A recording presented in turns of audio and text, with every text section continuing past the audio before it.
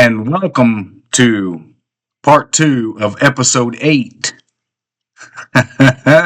Separation of Powers and the Constitution.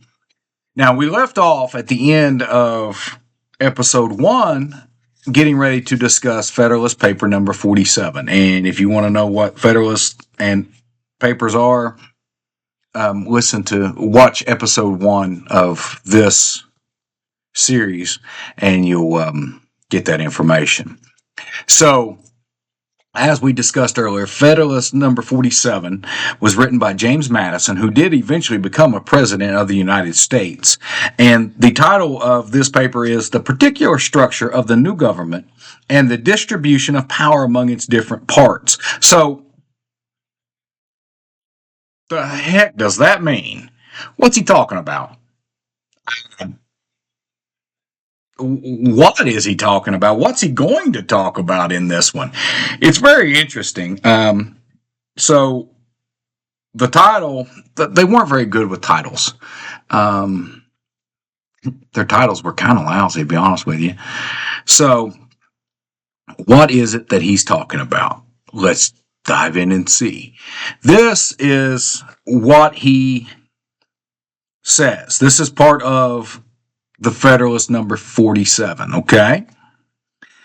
The accumulation of all powers, legislative, executive, and judiciary, in the same hands, whether of one, a few, or many, and whether hereditary, self-appointed, or elective, may justly be pronounced the very definition of tyranny. Were the federal constitution therefore really chargeable with the accumulation of power, or with a mixture of powers having a dangerous tendency to such an accumulation, no further arguments would be necessary to inspire a universal reprobation of the system. I persuade myself, however, that it will be made apparent to everyone that the charge cannot be supported, and that the maxim on which it relies has been totally misconceived and misapplied.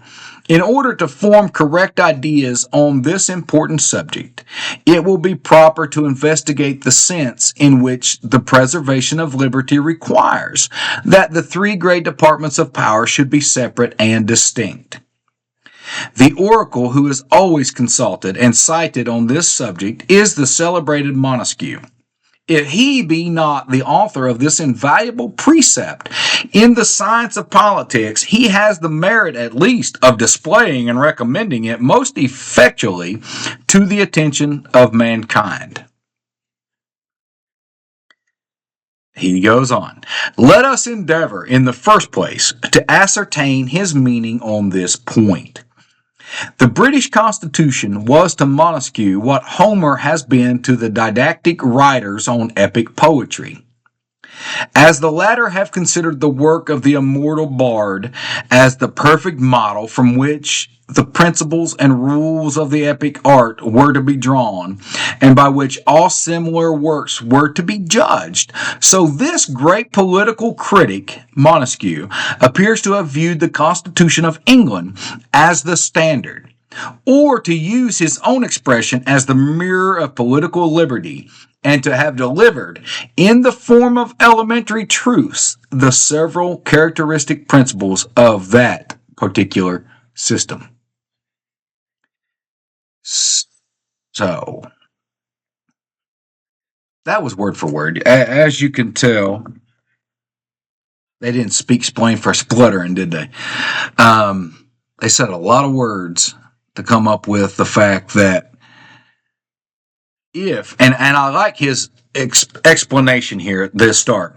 So the accumulation of all powers, legislative, executive, and judiciary in the same hands, whether of one, a few, or many, and whether hereditary, self-appointed, or elective, may justly be pronounced the very definition of tyranny.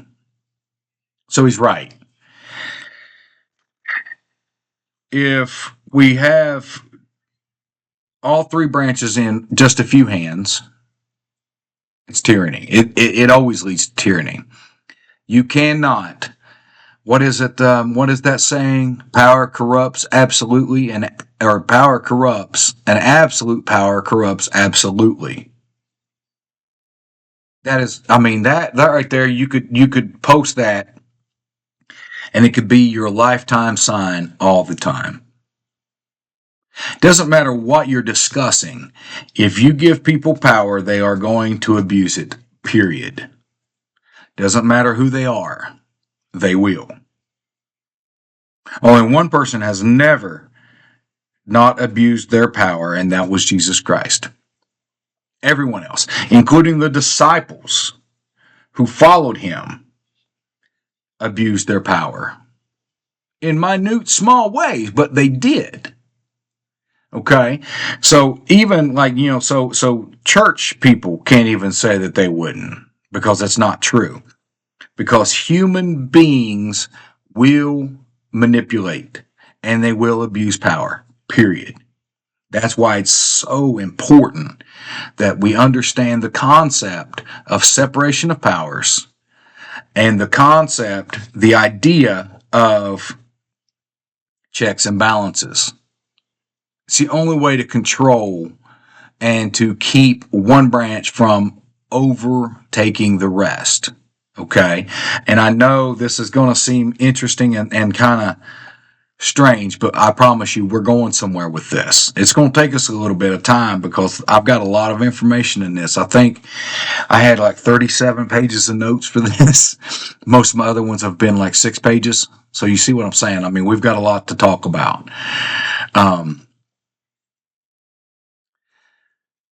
So what he's talking about is, starting out that if you give somebody power, they're going to abuse it. Okay. And then he goes on and talks about that a lot of people, the founders went with, they followed Hobbes and Montesquieu. As ideas for the Constitution and the Declaration and how they wanted things to be done. Montesquieu was the one they followed the most as far as helping to establish the Constitution. Okay. So Madison goes on after all of this talking about the Constitution of England and explain how they are not separate and equal parts. So this is what he goes on. This is what else he goes on to say about this. Okay. From these facts by which Montesquieu was guided, it may clearly be inferred that in saying there can be no liberty where the legislative and executive powers are united in the same person or body of magistrates, or if the power of judging be not separated from the legislative and executive powers. He did not mean that these departments ought to have no partial agency or no partial control in or no control over the acts of each other. In other words, what he was saying is that you cannot have legislative and executive powers together, or in the same person or body, same group of people, or you can't have judges as part of those, either one of those branches. It's very important. Okay. His meaning, as his own words import, and still more conclusively as illustrated by the example in his eye, can amount to no more than this, that where the whole power of one department is exercised by the same hands which possess the whole power of another department, the fundamental principles of a free constitution are subverted. So in other words, what he's saying is you cannot, we'll stop with his direct quote here. In other words, what he's saying here, what Madison is saying here is that you cannot say that the judicial and executive branches can be in the same person and there still be a separation of power. Like he, saying, well, I can be, the leader of the legislative branch, and I can be the chief executive. But by that very action, he's subverting a free constitution. In other words, he's stepping out of it. Let's go on to finish his explanation, right? Okay. This would have been the case in the Constitution examined by him if the king, who is the sole executive magistrate, had possessed also the complete legislative power, or the supreme administration of justice, or if the entire legislative body had possessed the supreme judiciary, or the supreme executive authority. So he goes on and explains exactly how that would have happened with the British Constitution. Then he goes on and says, this, however, is not among the vices of that Constitution. The magistrate in whom the whole executive power resides cannot of himself make a law, though he can put a negative on every law, nor administer justice in person, though he has the appointment of those who do administer it. The judges can exercise no executive prerogative, though they are shoots from the executive stock, nor any legislative function, though they may be advised with by the legislative councils. The entire legislature can perform no judiciary act, though by the joint act of two of its branches, the judges may be removed from their offices, and though one of its branches is possessed of the judicial power in the last resort. So in other words, what he's saying is that the executive can't judge, according to the British Constitution. The judiciary cannot pass laws, and the legislature cannot judge or be the executive. Although, if it comes down to it, they are kind of the legislature would end up being like the Supreme Court that we have, which is why we established our Supreme Court, because we want to keep the judiciary completely separate from the legislature. But we still have ways to do that, and we'll get into that. The entire legislature, again, can exercise no executive prerogative, though one of its branches constitutes the supreme executive magistracy, and another, on the impeachment of a third, can try and condemn all the subordinate officers in the executive department. So the legislature has some control over the executives to keep them from going totally wild. Okay? The same way they have a little bit of control over the legislative branch, over the judiciary branch. The reasons on which Montesquieu grounds his maximum are a further demonstration of his meaning. This is what Montesquieu said. When the legislative and executive powers are united in the same person or body, says he, there can be no liberty, because apprehensions may arise lest the same monarch or senate should enact tyrannical laws to execute them in a tyrannical manner. And then he goes on and says, were the power of judging joined with the legislative, the life and liberty of the subject would be exposed to arbitrary control, for the judge would then be the legislature. So you understand that? So in other words, what he's saying is none of these branches can combine, because combining like that, they would create an issue where they would become the rulers. And we don't want that. We don't need that. We don't desire that. And that's just the British Constitution, which doesn't have anything to do with freedoms as we know it, right? So this is very interesting. But Montesquieu was discussing the British Constitution.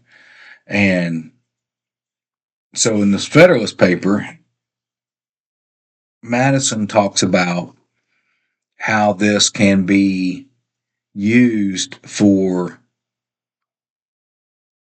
our Constitution, and why it's a separation of powers, and why that we need that. So it's very interesting, isn't it? So Madison then goes on to explain several state constitutions and how they do not meet the concept of separation of powers as envisioned by the writers of the U.S. Constitution, and how they cannot be considered as examples of separation of powers as was used in the Anti-Federalist papers on this subject. So he the Federalists, the Anti-Federalist Papers, pointed out several constitutions. I believe they were New York, Virginia, Rhode Island, and Delaware. I think that was the four. And he discusses each of those in detail on how they're not. And if you look at them, North Carolina was one of the other ones, but they go so far. Like the ones in the South, I think it's Virginia and North Carolina. They go so far that none of the branches can even help each other, which is not at all what needs to happen. You need to have some form of control over the other. And that's why the checks and balances system is so important.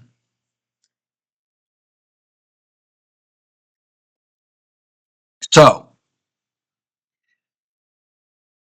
the ones up north, like the one in New York, it basically, the executive branch controls all of them.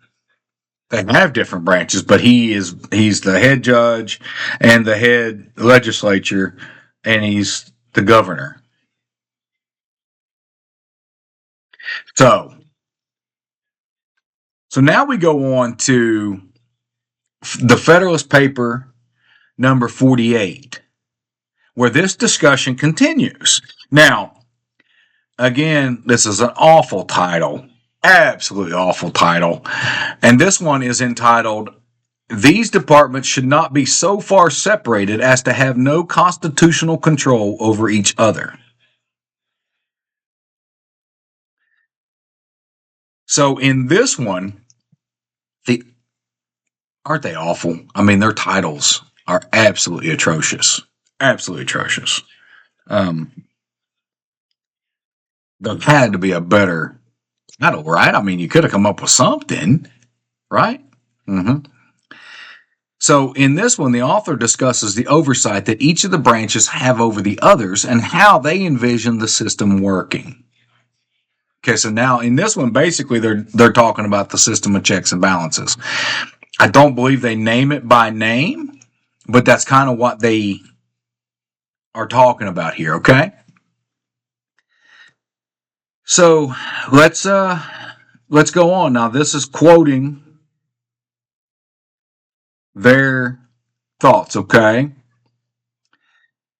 "I shall undertake in the next place to show that unless these departments be so far connected and blended as to give to each a constitutional control over the others, the degree of separation which the maxim requires as essential to a free government can never in practice be duly maintained.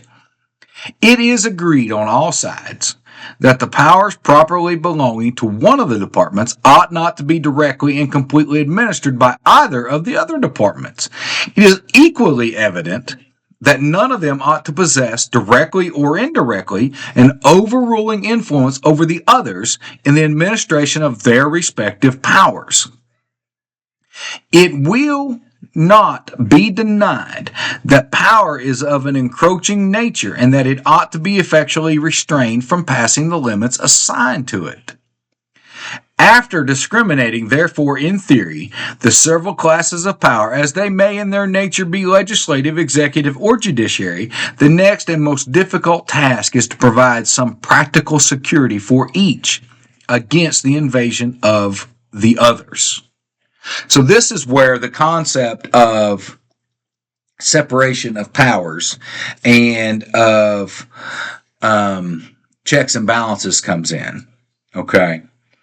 And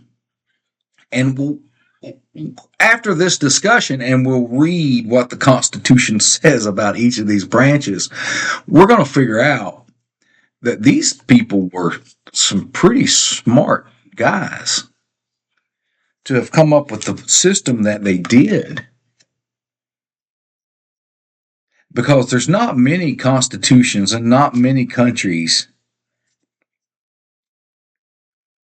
that can have the form of government that we have without fights left and right and crooked. Okay. But yeah, we don't. We don't have fights like that. And it's an amazing, amazing thing.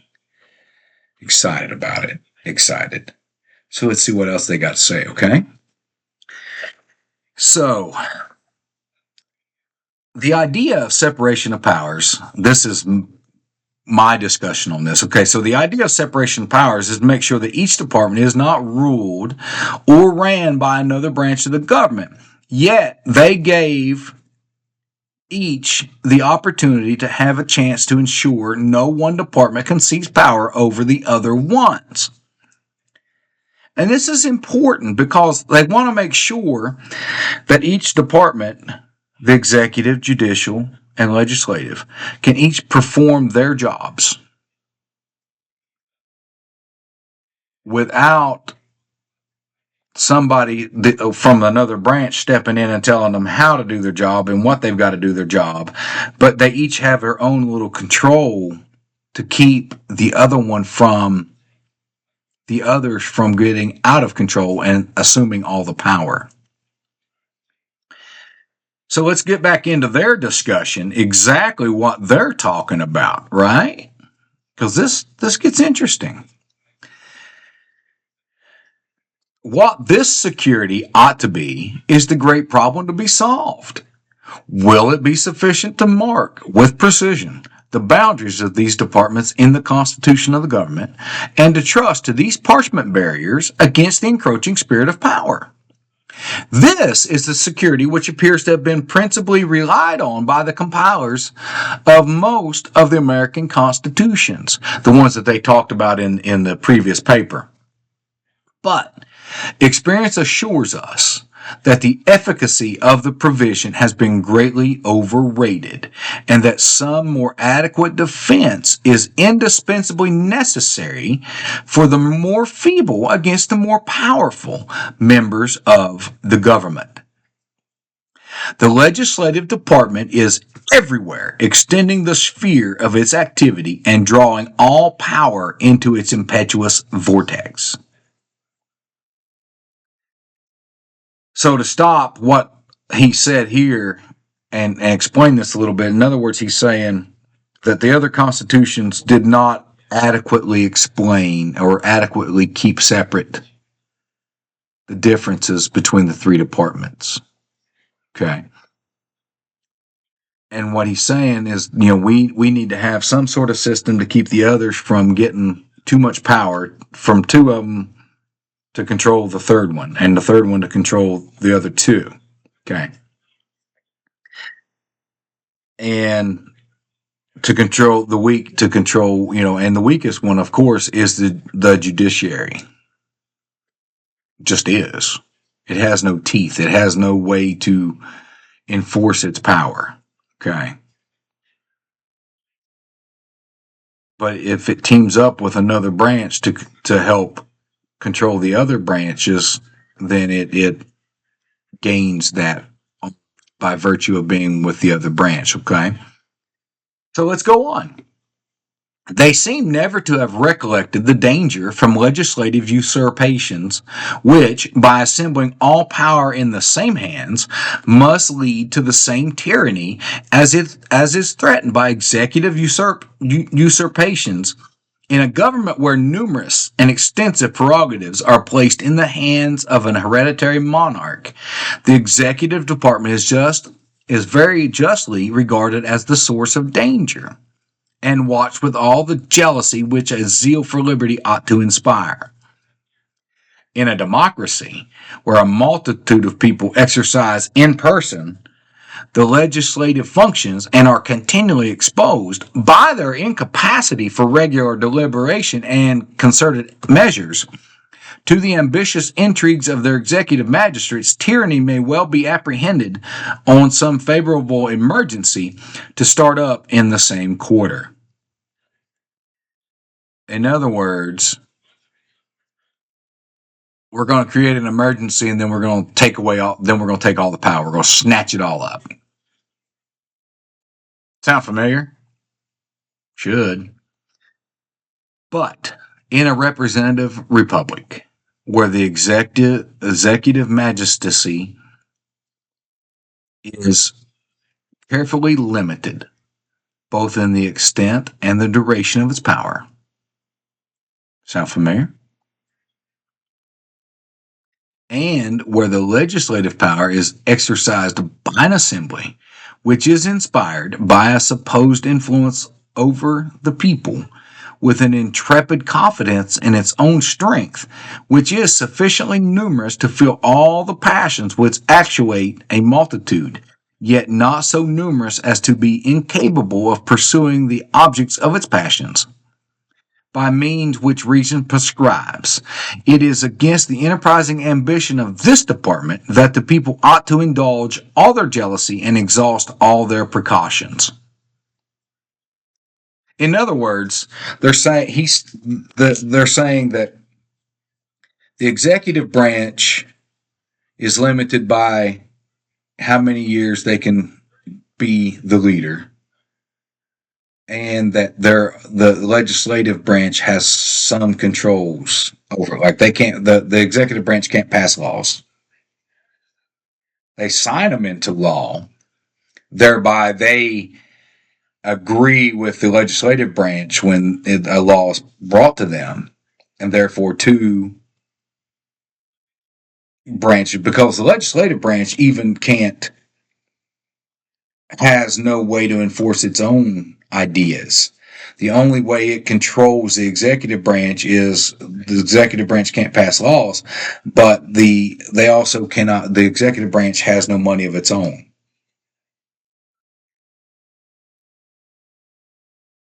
Its money comes from Congress, the legislative branch. Okay, so let's go on. The legislative department derives a superiority in our governments from other circumstances.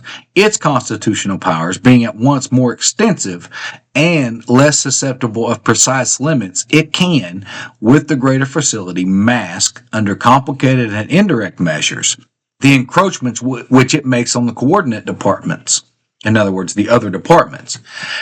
Now, it is not unfrequently a question of real nicety in legislative bodies whether the operation of a particular measure will or will not extend beyond the legislative sphere. On the other side, the executive power being restrained within a narrower compass and being more simple in its nature, and the judiciary being described by landmarks still less uncertain, projects of usurpation by either of these departments would immediately betray and defeat themselves. Nor is this all. As the legislative department alone has access to the pockets of the people, and has in some constitutions full discretion, and in all a prevailing influence over the pecuniary rewards of those who fill the other departments, a dependence is thus created in the latter, which gives still fuller facility to encroachments of the former. So in other words,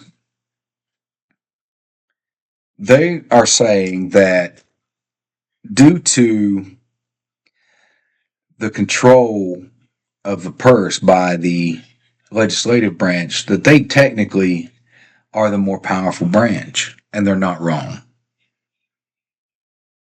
So this is what we have to watch for. This is what we have to, this is why it's very important that Congress is controlled,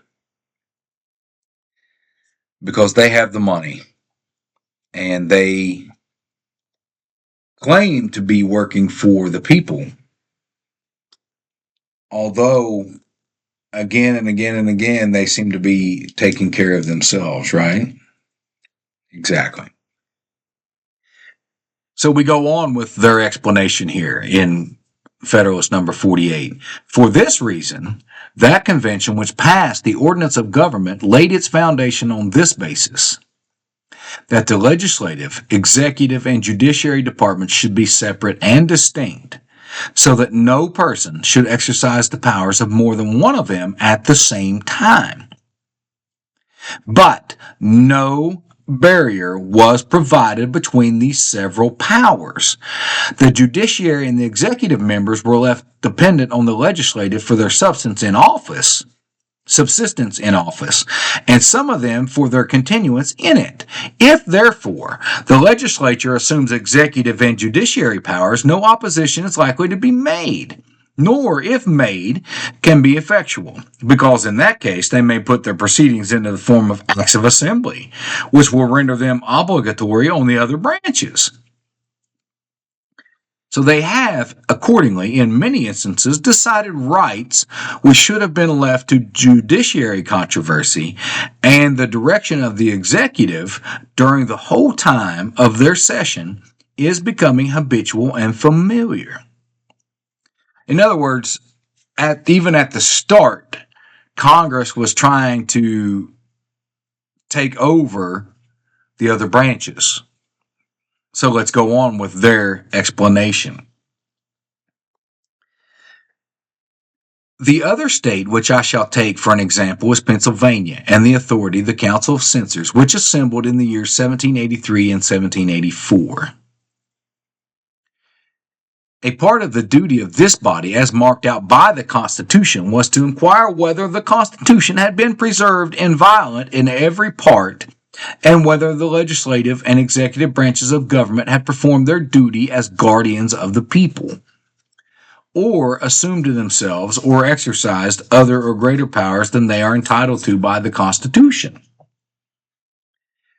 In the execution of this trust, the council were necessarily led to a comparison of both the legislative and executive proceedings with the constitutional powers of these departments, and from the facts enumerated, and to the truth of most of which both sides in the council subscribed, it appears that the Constitution had been flagrantly violated by the legislature in a variety of important instances. And then it goes on and explains this. A great number of laws have been passed violating without any apparent necessity the rule requiring that all bills of a public nature shall be previously printed for the consideration of the people. Although this is one of the precautions chiefly relied on by the Constitution against improper acts of legislature. The constitutional trial by jury had been violated and powers assumed which had not been delegated by the Constitution. In other words, what they're saying is that the legislature went in and audited themselves and found out that they had been absolutely just running the roughshod over the rest of the government in Pennsylvania. So now they're self-policing themselves and admitting that they did wrong and still not fixing it. You can't make this stuff up. You just can't. So then they go on, okay? It says executive powers had been usurped. The salaries of the judges, which the Constitution expressly requires to be fixed, had been occasionally varied, and cases belonging to the Judiciary Department frequently drawn within legislative cognizance and determination. So in other words, cases that were supposed to go to court were not. They were just brought up before the legislation. And those who wish to see the several particulars falling under each of these heads may consult the journals of the council, which are in print. So he goes on to, so if you want to know exactly what went on, go look it up, which is great because he doesn't need to be talking about all of it, right?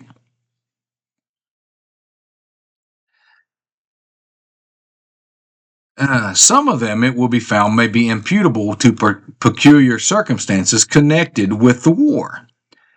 But the greater part of them may be considered as the spontaneous shoots of an ill-constituted government. It appears also that the executive department had not been innocent of frequent breaches of the Constitution. There are 3 observations. So they also checked out the executive branch and found out the executive branch was over here messing with people too.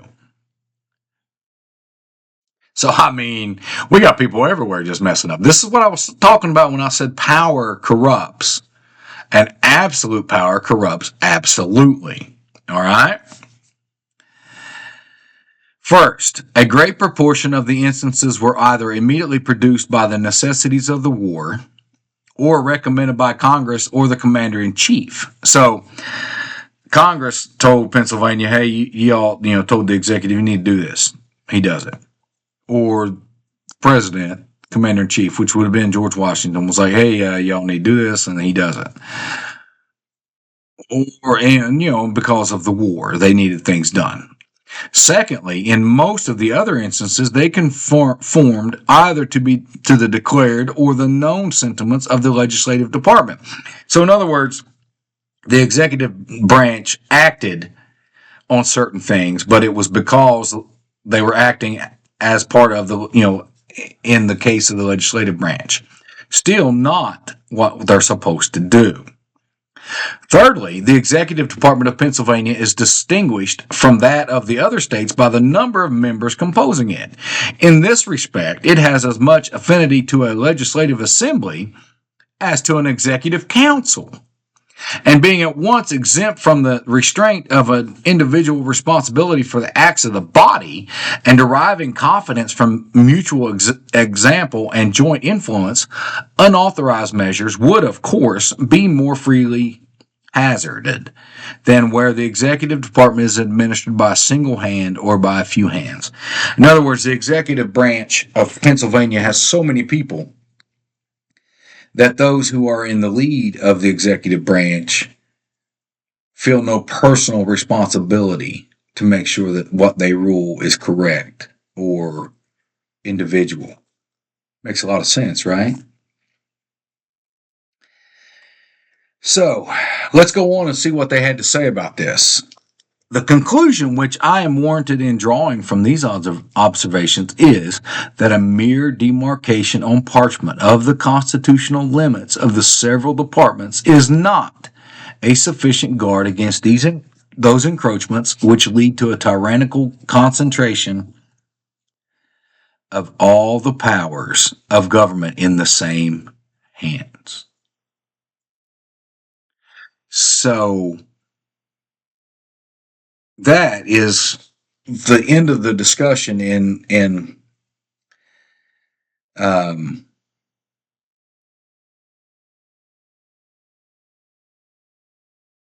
48, I believe, right? Yes. So then we go on to Federalist Paper number 49. But we'll do that on our next episode so that we don't wear everybody out, all right? We'll talk to y'all later.